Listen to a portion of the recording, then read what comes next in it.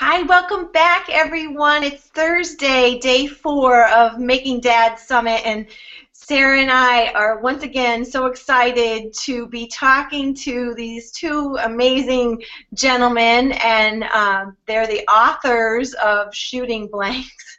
And I'm just going to once again thank our sponsor, and then Sarah's going to tell you a little bit more about our topic and these amazing, brave men. So once again, it is with thanks that we acknowledge Fairfax Cryobank for sponsoring the Making Dads Telesummit. It is through their generosity that this very important conversation is funded. Fairfax Cryobank is one of the world's largest sperm bank, offering anonymous and ID option sperm donors, as well as storage service for sperm, embryos, oocytes. And you can find out more about them at www.fairfaxcryobank.com. All the information that you need about them is right there on their website. So welcome, everyone. Hi, Sarah, again. Hi, I am so excited to be here today and to continue this discussion. This day is just the absolute heartstring day. We've been talking with men about their stories and their journeys, and I have been so honored by how people have just really opened up and shared their experiences. And today, this topic for this session is one that's super close to my heart. It has a lot of resonance with using humor as a coping mechanism and as a way to, to get through. So, don't cook your balls, very lighthearted. Shooting blanks, very lighthearted. But underneath that is a lot of depth and a lot of being real. And that's why I love these guys so much. They have a lot of courage to put themselves out there, to share their journeys, and to do it with an honest laugh.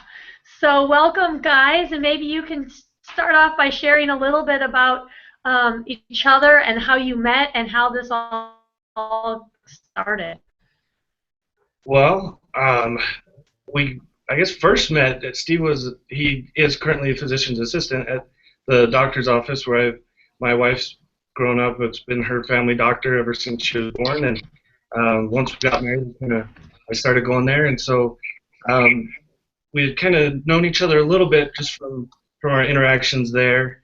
But what got us going on the writing the book was that we one day just really was just, I think my wife had the flu or a cold or something. Yeah. But as you'll be able to tell, Steve, he likes to talk and tell stories, and so it went.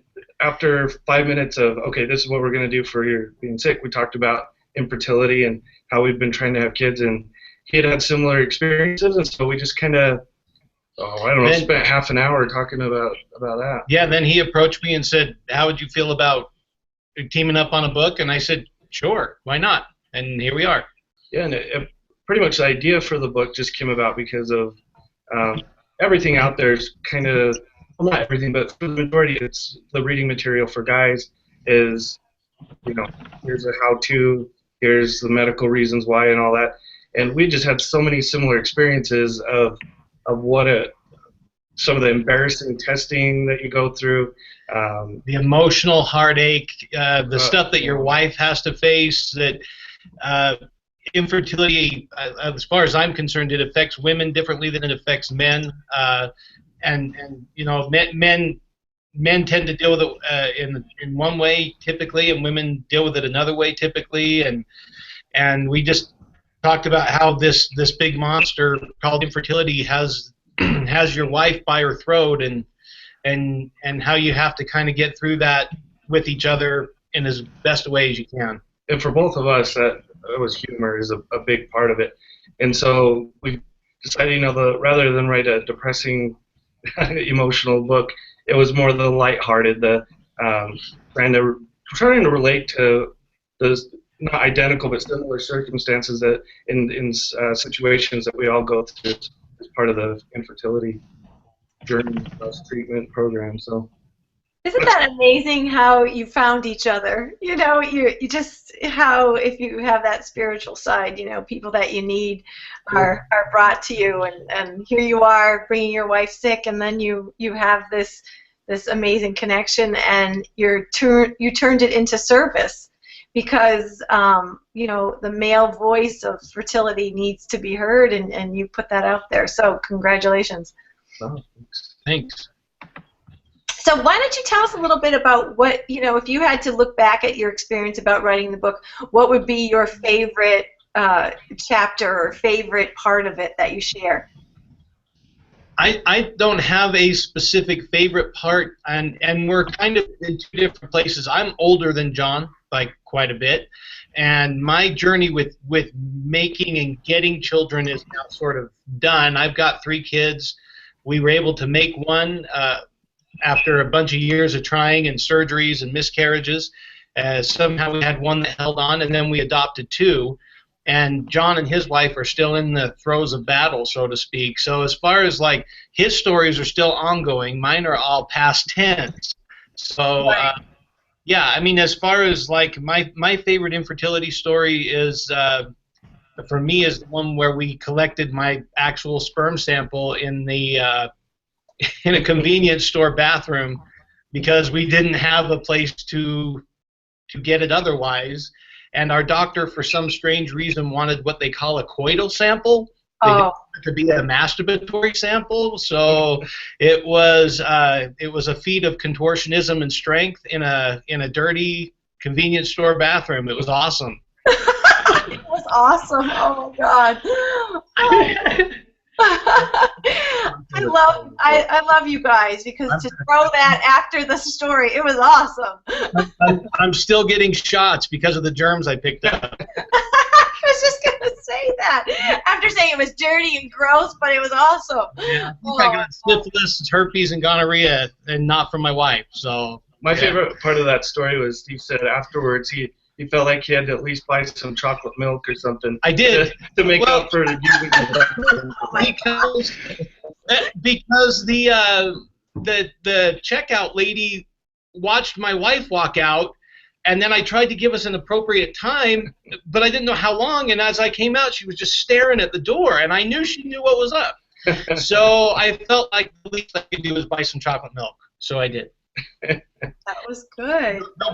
And I gotta tell you, this is gonna get graphic, but the worst part of this whole story is the guy gave me like a beaker to collect this sample in, like a beaker, and it was a plastic beaker. I'd never seen anything like it, because in medicine usually we use, you know, something bigger than that. I didn't know how I was gonna catch the stuff when it came out, so the only thing I could think of to do was to jam it on the end of my unit, and it cut me. It like straight up cut me. It was awful. I can imagine. Yeah, so there was blood in the sample. Oh God! Wait, how did you get to the convenience store in the first place? We drove there. Yeah, why not McDonald's? Right. Why not go in the car or something? Well, Why was that the choice? You guys can't see me, but I'm not a tiny guy, and we were driving a Geo Metro at the time. That would have made it better. And we attempted it, but it wasn't working out. So there were gear shifts going in crevices they don't belong, and it was just getting weird.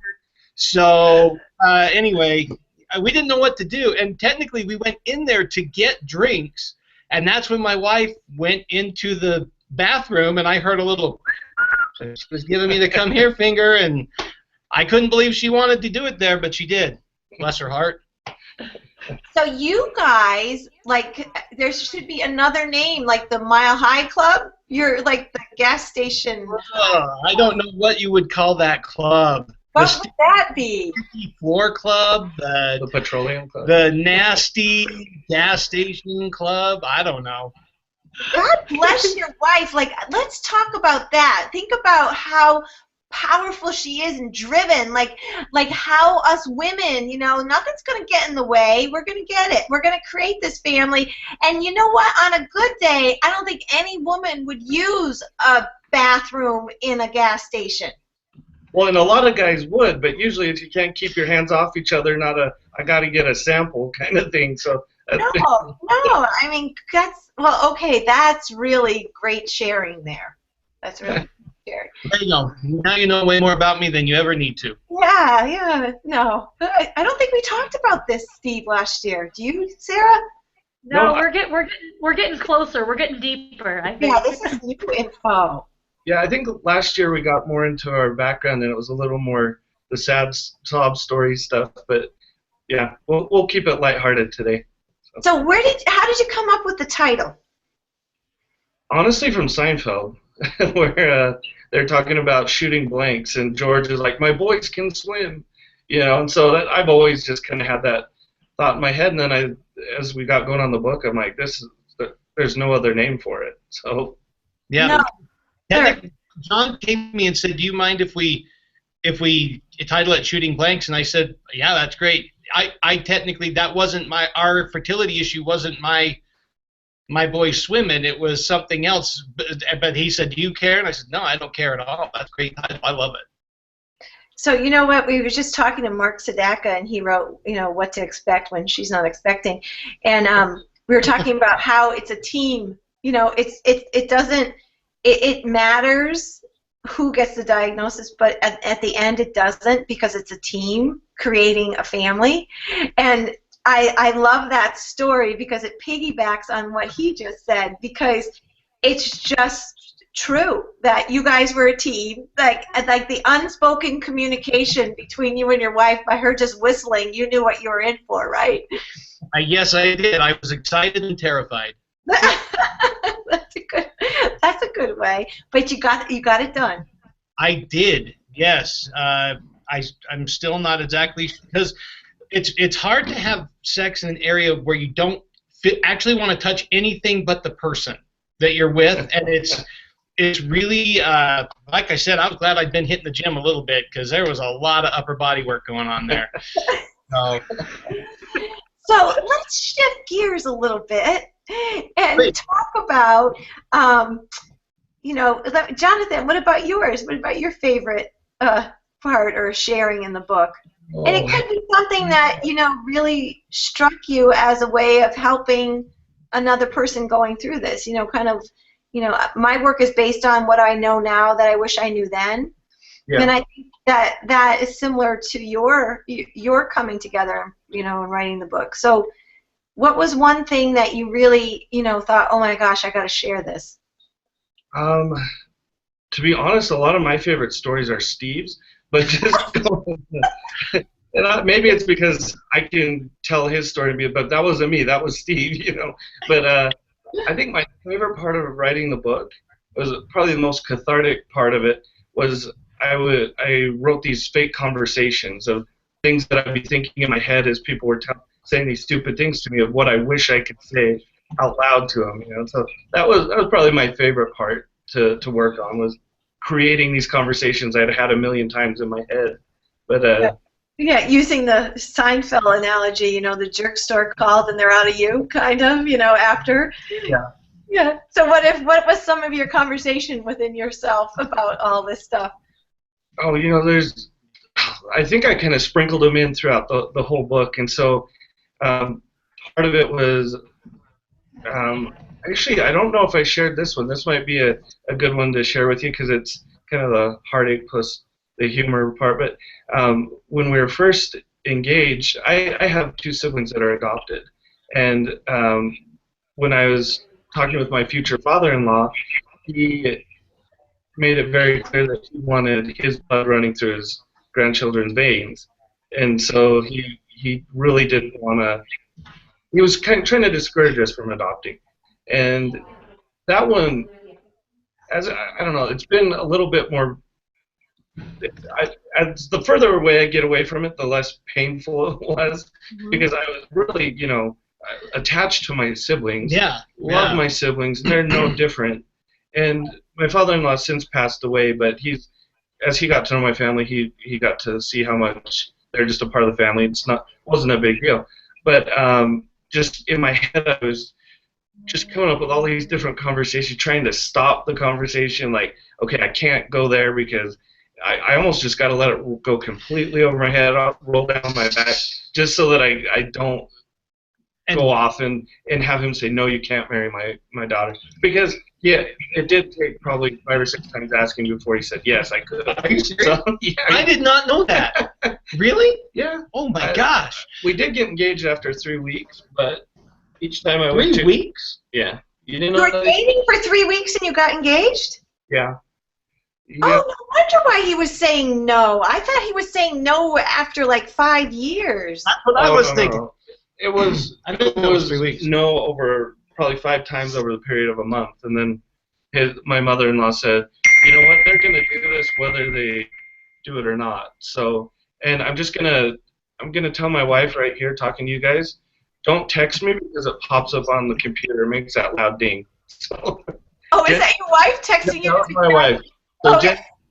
it's all about sharing and just, it's okay. I love your dad. He's my favorite person in the world. What I Well, was. now that you gave us content, I can understand, you know, how a dad would say after 3 weeks, no, you know?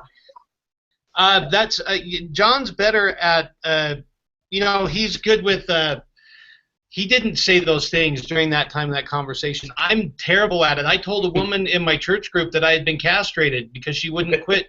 She wouldn't quit asking me why we weren't having children. So she was this nice little old lady who had the greatest intentions in the world, but she kept coming up and going, you know, I don't know if she thought we could get pregnant in a week, but every Sunday she'd come up and say, you're pregnant? Yeah, then. So finally one day I kind of pulled her off to the side and I said, hey, I really haven't known how to approach this subject, but I jumped off of a tractor when I was a kid and accidentally straddled the combine that pulled my scrotum open and pulled my testicles off.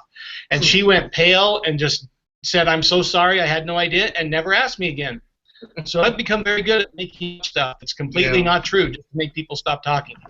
Well, you know what is so great about that, and it's such the guy point of view, because in Love and Infertility, I talk about having a red flag phrase or scripting, because for us women, it's not only the question, it's the anticipation of the question, and I don't know if that's similar for the both of you, but even going into a social situation, I would almost be paralyzed because I was afraid someone would ask me that. So I would practice scripts, you know, like, oh, we have a whole team of experts working on that, or, you know, funny you should ask, you know, when first time I get, you know, you'll be the first to know when, you know, when we're going to be, you know, have a baby. But I don't know for you, was it also that? Did it create anxiety, like knowing every Sunday you're going to see this woman and she's going to ask you? I know it didn't create so much anxiety in me as it did frustration and anger because of the anxiety and sadness it created in my wife. You know, to watch the woman you love get teary-eyed and say no, not yet, and try to paint a smile on her face. Right. You know, this little old lady had birthed like 12 kids in like 8 years. I don't know how that's possible, but you know, anyway, it's weird. You know, that you have this visceral response, and I didn't say, hey, look, leave us alone, knock it off. I just decided to end it permanently with a off-color story. Right. No, I get it, because I was an angry white woman, and, you know, people would say, you know, hey, why don't you adopt? Yeah. You know, or have you tried this? And it speaks to a sense of awareness or a sense of lack of awareness that, you know, this is a medical diagnosis. You know, we are, you know, experiencing a medical condition, and it's so it's amazing for me to hear what you felt, because it echoes the other conversations from the beginning of the week about how men are so amazingly protective of their partner, and how they got through it by just focusing on, you know, their wives. And so that's what you did. I mean, you solved the problem. You know, you fixed it. Sort of, yep. The worst part, by the way. Pretty soon I had people in the church coming up and going, did you really, are you, I don't know how to ask you this, but anyway. Well, and that's actually part of the reason we titled the book What We Did is, you know, obviously there's the Seinfeld reference and just kind of the pop culture reference to it, but also, like, we don't have a specific diagnosis. Like, there could be problems with me, there could be problems with her, but we haven't been able to quite figure it out. But I figured I'd rather take all the heat and put it out there that, you know, the book is called Shooting Blanks, because then it kind of makes it a focus on me and able to deflect things a little bit more, rather than having my wife have to get the questions over and over and over of what's going on, at why, you know, how can we help, is what can we do, and it's just you do get very protective, and there's, you know, there's the mama bear where the mama bear comes out, but then there's Papa Bear that takes care of Mama Bear, and so I know Steve can be really protective. I gotta tweet that. Sarah, are you tweeting? You better believe I'm tweeting that. Good. Okay, you do it, because I was tweeting a minute ago too.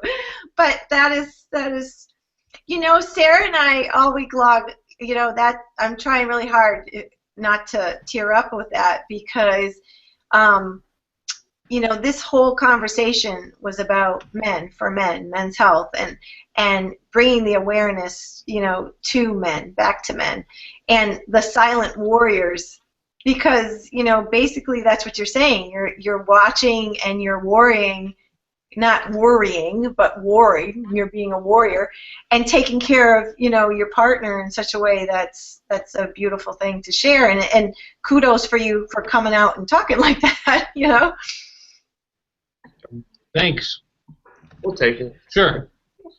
So maybe we could talk a little bit about some tips for communicating with your wife. Do you use humor as much with your wife as you do kind of out publicly, or what are some of the strategies you guys use?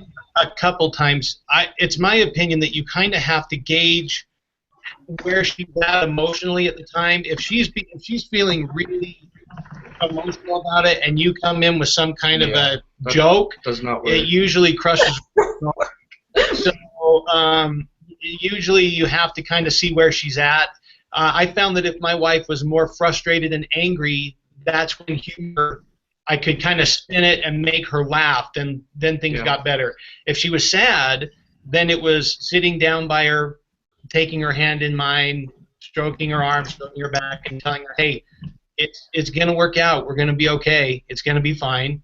I love you. I'm here for the long haul. It doesn't matter. I'm not going anywhere. Because she always was worried.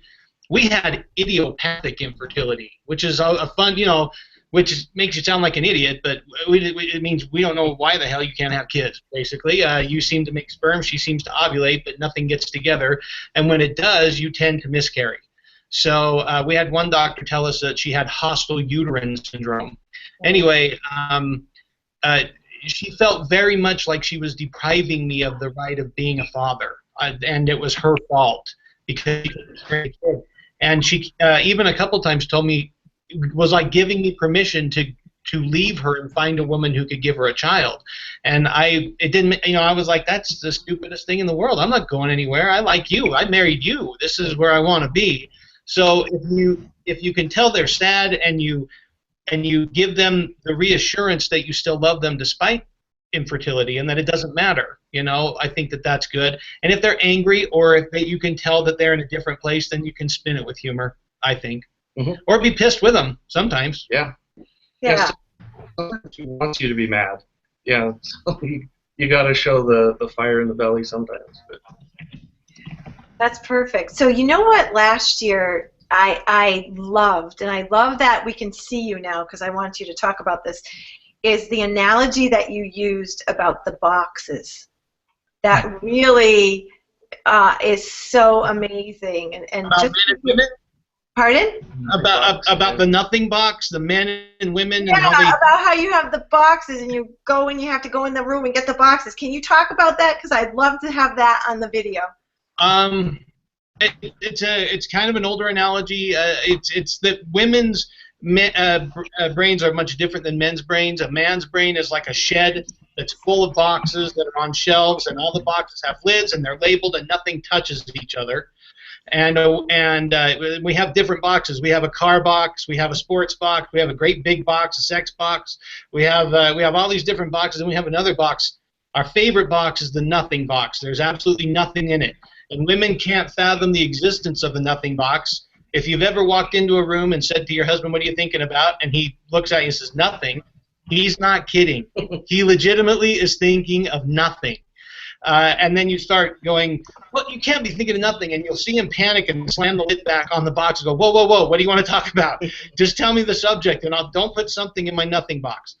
Conversely, a woman's brain is a lot like a giant living ball of yarn that just sort of slithers around all over itself and picks up everything it comes in contact with. It never lets go of anything. It just holds it and rolls it around and owns it. But that's why women are such marvelous multitaskers. Everything touches everything else, and they can have like 15 irons in different fires, and they're fine. Whereas I was on the phone once, and my wife came in to ask me a question, and she about made my brain explode. I had to plug my ear and like turn my head and go, what are you doing? I can't carry on two conversations at once. We were at a group dinner with a whole bunch of couples, and I sit there silently just kind of observing, and the women were kind of talking with each other. They kind of paired up.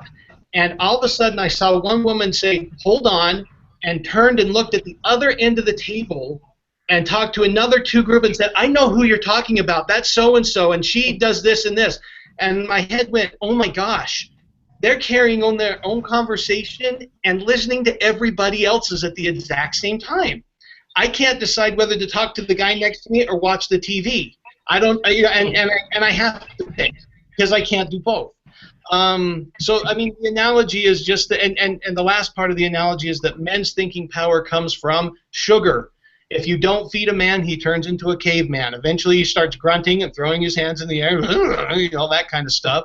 And then you feed him, and he becomes human again. Whereas a woman's thinking power comes from emotion, which is why they can go days without eating when they're upset and think the entire time. And that's why their memory is so good. If you take a moment in time and power it with emotion, it creates an incredible memory. So guys, be careful. If you do something wrong, she will never, ever, ever, ever, ever forget it. She'll forget it every time, but won't forget it. That's right. She'll still forgive you, but she'll never forget it. No, that was so. I shared that many times in private coaching about the boxes because it's so important. And Dr. John Gray, Men Are From Mars, Women Are From Venus, is coming up tomorrow. And he talked a little bit when we were having a conversation about that. Men need to do nothing. And so exactly what you said, when you ask your special male in your life, what are you doing? And they say nothing. They really truly are doing nothing, just like you said. And for us women, that's such a stretch, especially when you're coming to create your family.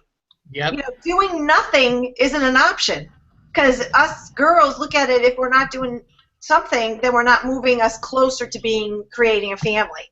And so right then and there, that's like a golden nugget that women need to be feeling like they're doing something, and men have to not do something, you know? Exactly. That's great. So let me ask you this. Sarah, do you have any more questions? I was just going to ask the gentleman. Pardon? Go ahead. So we've been asking everyone if, you know, how people can get a hold of you, and of course your book is on Amazon, but is there a special way if there's someone watching this that wants to speak with you after the Google Hangout, how they could get a hold of you? I think we'll be doing some stuff with Twitter later this afternoon, or that's so.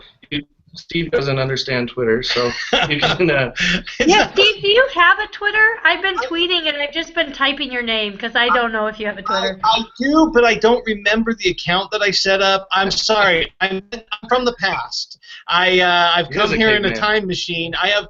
Technology technically sort of freaks me out unless it's dealing with medicine. The computer. Oh, wait. Icky bathroom doesn't freak you out, but technology. Well, I was going to have sex in the icky bathroom. I was willing to do what I needed to do. But, you know, maybe if I were more into cyber sex, I'd be more excited about computers. I don't know. I tried phone sex once, but I got an ear infection, so I didn't want to do that. All right, that was good. Okay, I derailed us. Okay, so how do we, so they can go find you both by Jonathan's If you want to talk to me, get a hold of Jonathan. I'll have Jonathan tell me. Well, and Steve's taking off for Hawaii, so yeah, I'll be gone for 10 days. But yeah, you can tweet me. It's just at jboldt24. So just first initial, my last name, and then my old baseball number. So 24. And then also we have a Facebook page. I think that should be there at the bottom of the screen. It's facebook.com/shootingblanks the book. Okay, and then you guys came up with an awesome way to give away some of your books as a goodie, as some swag for the Making Dad Summit, didn't you? Yeah, I don't know if I told Steve about this, but yes, we did. It's awesome. Let John tell you all about it. So as we're going through the tweets today and tomorrow, just do #shootingblanks and tell your funniest story. And don't like link to a blog post that's like 1,000 words. Just if you do a couple one-liners or whatever will fit on Twitter, then we'll pick 3 of the best. Keep saying we. He's got a mouse in his pocket. I won't be on there. John will do it. And maybe you'll be in Hawaii, so I won't even bother you with it. But yeah, so we'll just some of the 3 funniest that I come up with. we'll mail a copy of the book out, and I'll message the 3 funniest, and we'll do that. And so that way we can try to get some guys trying to get their stories out, or even the women if you want to share some stories as well. Because even though we're talking about male infertility, it affects both. Yeah, yeah, it does. And Jonathan, can we give more time for that? Can we give it a week? Yeah, we can do that for sure. Okay, so from this Thursday to next Thursday, we'll be on tweeting and Facebooking about the swag of your book for the 3 most funniest stories that we hear. How's that? That sounds great. Because a lot of times guys just don't want to talk about it at all, and so if it's a way we can joke about it, we found that that's the best way to get guys talking. So. Okay, so we'll use #MakingDads and then #shootingblanks. Yep. Or you can, even if you just want to go to our Facebook page, if you like the page and then just put in your story, you can be a little bit longer there. But I just got a new job. I'm a copy editor at a newspaper, and so I'm reading it all day long. So if you keep it short, that'll be much more likely for me to read all of it. So you'll only have to keep your little reading box out for a little bit. There you go. My reading box gets full, so. Well, thanks once again. Thank you, Sara, and we so appreciate your humor and your light that you bring to this story. This topic and your story. So thank you so much. And once again, we'll be tweeting and posting on Facebook, and we have a week. I got us some more time so we can work on the jokes. Perfect. Perfect. All right. Thanks, everybody. Thank you. Just an incredible time. Thank you for sharing. Bye-bye. Thank